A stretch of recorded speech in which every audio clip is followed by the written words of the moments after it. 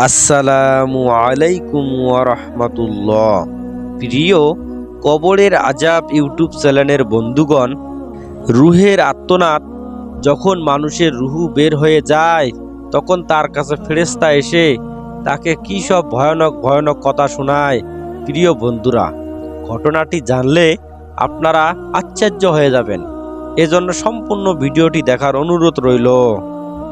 হাদিস শরীফে বর্ণিত আছে, মানব আত্মা যখন দেহ থেকে বিচ্ছিন্ন হয়ে যায়, তখন আকাশ থেকে এক ঘোষক 3 বার ঘোষণা করে, ওহে, তুমি দুনিয়া ছেড়ে এসেছো নাকি পৃথিবী তোমাকে পরিত্যাগ করেছে? তুমি কি দুনিয়াকে অর্জন করতে সক্ষম হয়েছিলে, না দুনিয়া তোমাকে পরাজিত করেছিল? দুনিয়া কি তোমাকে আয়ত্ত করেছিল, নাকি তুমি আল্লাহকে ভুলে দুনিয়ামুখী হয়েছিলে? গোসল দেওয়ার সময় বলা হয়, হে বনি আদম, তোমার সেই শক্তিশালী দেহ আজ কোথায়? কে তোমাকে আজ এত দুর্বল করলো? এত কথা বলার জিহ্বা আজ কোথায়? তুমি আজ একেবারে নিশ্চুপ কেন? তোমার সেই সোনার কান দুটি আজ কোথায়? কে তোমাকে আজ তোমার পরিবার পরিজন আত্মীয় স্বজন থেকে বিচ্ছিন্ন করলো? কাফনে চড়ানোর সময় উচ্চ স্বরে 3 বার ডেকে বলা হবে, হে বনি আদম, তুমি যদি জান্নাতি হও তাহলে তুমি না জানি কতই সৌভাগ্যবান, আর যদি তুমি জাহান্নামী হও তাহলে তা খুবই পরিতাপের বিষয়। আল্লাহ রাব্বুল আলামিন যদি তোমার উপর সন্তুষ্ট থাকেন তবেই ভালো, আর যদি তোমার উপর নারাজ থাকেন তবে তো পরিণাম অত্যন্ত ভয়ানক। তুমি এখন দুর্গম পথ যাত্রা করছো, পথের কি সম্বল তোমার প্রস্তুত আছে? তুমি তোমার সুখ সজ্জা পরিত্যাগ করে এমন এক স্থানে চলে যাচ্ছ, সেখান থেকে আর কেউ কখনো ফিরে আসে না।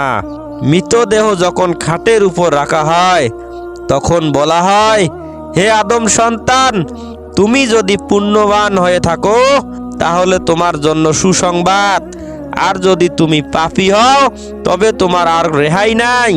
যদি তুমি তোমার নেক আমলের দ্বারা আল্লাহকে সন্তুষ্ট করে এবং তওবা করে এসে থাকো তবে খুব ভালো কথা, আর তা না করে এলে তুমি বড়ই হতভাগা।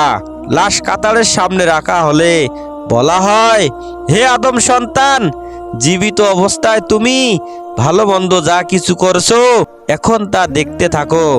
যদি পুণ্য সঞ্চয়ের মাধ্যমে জীবনকে অতিবাহিত করে থাকো তাহলে তোমার জন্য অত্যন্ত শুভ সংবাদ, আর পাপ করে এসে থাকলে তোমার জন্য শাস্তির পথ খোলা আছে।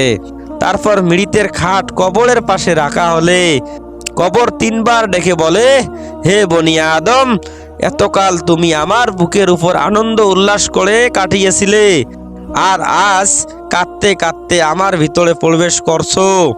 এতকাল আমার বুকে হেঁটে দৌড়ে এসেছো, আজকে আশ্রয় নিয়েছো আমার অভ্যন্তরে, তাও বিমর্ষ হৃদয়ে।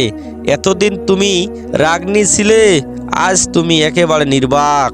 দাফন কাজ শেষ হয়ে গেলে লোকজন তখন ধীরে ধীরে চলে যেতে থাকে।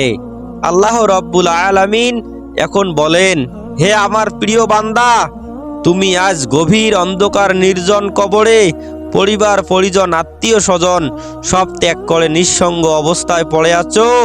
সকলেই তোমাকে ছেড়ে চলে গেছে। এমন এক সময় ছিল যখন এদের সুখ শান্তি আনন্দ ও মনোরঞ্জনের জন্য তুমি তোমার বিধি নিষেধ লঙ্ঘন করে অন্যায় কাজে লিপ্ত হয়েছিলে, আমাকে ভুলেছিলে। তা সত্ত্বেও আজ আমি তোমার প্রতি অতি দয়ালু এবং মেহেরবান।